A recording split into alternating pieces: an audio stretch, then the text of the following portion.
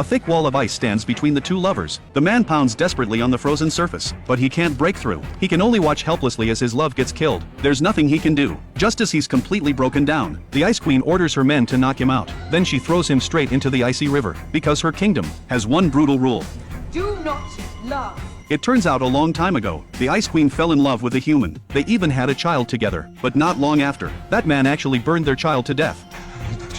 The queen completely lost control. The ice powers within her awakened instantly.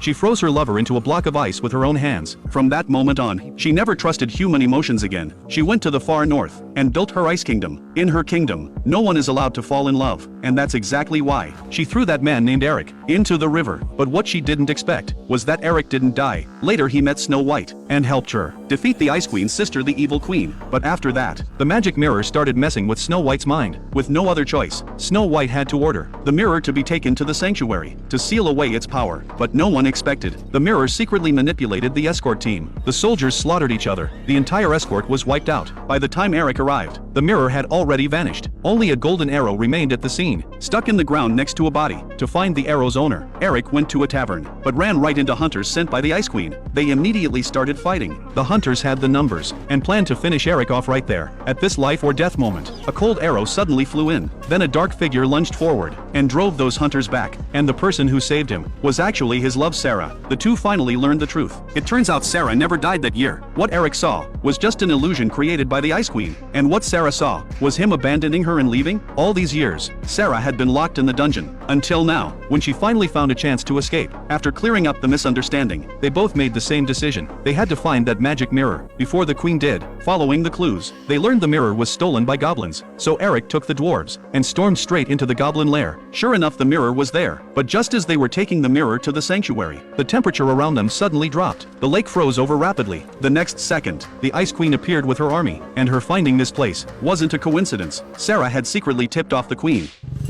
My Eric, your queen has missed you.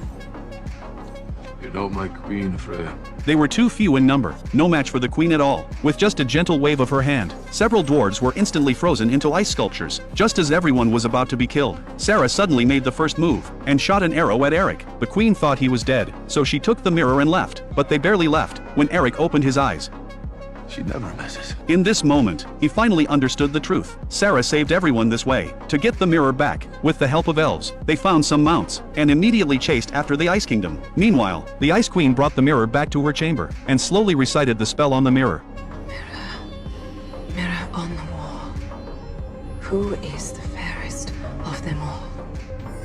As she finished speaking, a golden liquid poured out from the mirror. The liquid quickly condensed and formed into a human shape. The next second, the golden skin started peeling away, and standing before the queen was her sister. It turns out years ago, before dying, she sealed her own soul inside the magic mirror. As long as someone recited the spell, she could be resurrected. And the first thing she did after resurrection was revenge. She wanted to destroy everything Snow White had. She manipulated her sister into gathering an army, preparing to attack Snow White's kingdom. But just as the Ice Queen gave the order, Eric had already secretly infiltrated the castle, ready to assassinate the Ice Queen. Hello, Eric. I've missed you.